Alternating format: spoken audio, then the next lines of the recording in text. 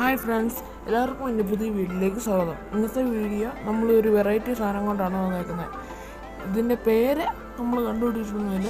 ഇതാണേലും ഒരു വെറൈറ്റി സാധനമാണ്. നല്ല രുചിയാണ് ഇത് കഴിക്കാൻ. അപ്പം പ്രത്യേകിച്ചൊന്നും പറയുന്നില്ല, നേരെ വീഡിയോയിലേക്ക് പോകാം.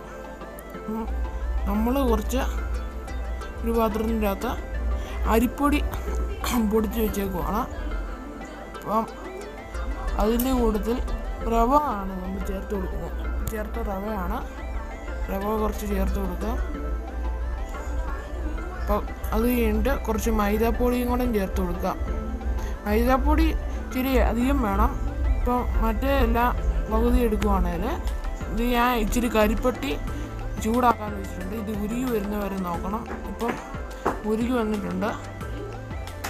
അപ്പോൾ അത് നമുക്ക് അരിപ്പയും വെച്ച് അരിച്ചൊഴിക്കാം.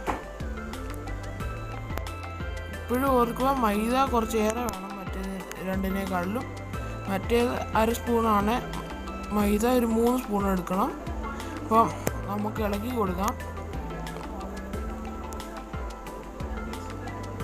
ഇപ്പം നന്നായിട്ട് ഇളക്കിയിട്ടുണ്ട്. നല്ല സ്മൂത്തായിട്ടിരിക്കണം. നമ്മളിത് ഏകദേശം ഉണ്ണിയപ്പത്തിന് ഉണ്ടാക്കുന്ന ബാറ്റർ പോലെയാണ്. ഇച്ചിരി ബേക്കിംഗ് സോഡ ഇടുക.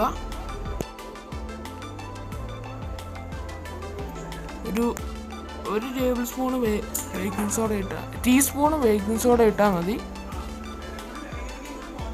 അപ്പം അത് കഴിഞ്ഞിട്ട് നന്നായിട്ട് ഇളക്കുക.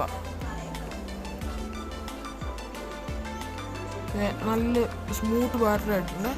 ഈ ഭാഗമാകുമ്പോൾ നമുക്ക് കുക്ക് ചെയ്യാൻ ആയി എന്ന് പറയാം.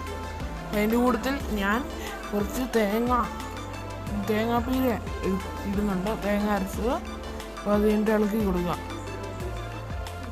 നമ്മൾ ചട്ടിയിലോട്ട് എങ്ങനെ ഒഴിച്ചു കൊടുക്കുന്നതെന്ന് കാണിച്ചു തരാം. കുറച്ച് എണ്ണ ഒഴിച്ചിട്ട് നമ്മളിങ്ങനെ ചട്ടിയിലോട്ട് ഇട്ടെടുക്കുക.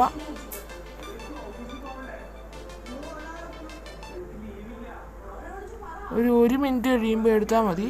അപ്പം എല്ലാം നമ്മളിങ്ങനെ വറുത്തിട്ടുണ്ട്. അപ്പോൾ ഇതുപോലെയാണ് നമ്മൾ ചെയ്യേണ്ടത്. ഞാൻ ഒഴിച്ച് കഴിഞ്ഞിട്ട് 1 മിനിറ്റ് കഴിഞ്ഞിട്ട് തിരിച്ചിട്ടാൽ മതി. അപ്പം വെന്തോളും. ഇന്നത്തെ വീഡിയോ നിങ്ങൾക്ക് ഇഷ്ടപ്പെടുന്നതായിരുന്നു. ഇന്നത്തെ വീഡിയോ ഇഷ്ടപ്പെട്ടാൽ ലൈക്ക് ചെയ്യുക, ഇഷ്ടപ്പെട്ടില്ലേ ഡിസ്ലൈക്ക് ചെയ്യുക, കമൻറ്റ് ചെയ്യാൻ മറക്കരുത്. ഇതുപോലത്തെ നല്ല വീഡിയോ ആയി ഈ ചാനൽ സബ്സ്ക്രൈബ് ചെയ്യുക. അപ്പം ഇതുപോലത്തെ നല്ല വീഡിയോകളുമായി പിന്നെ കാണാം. ബൈ.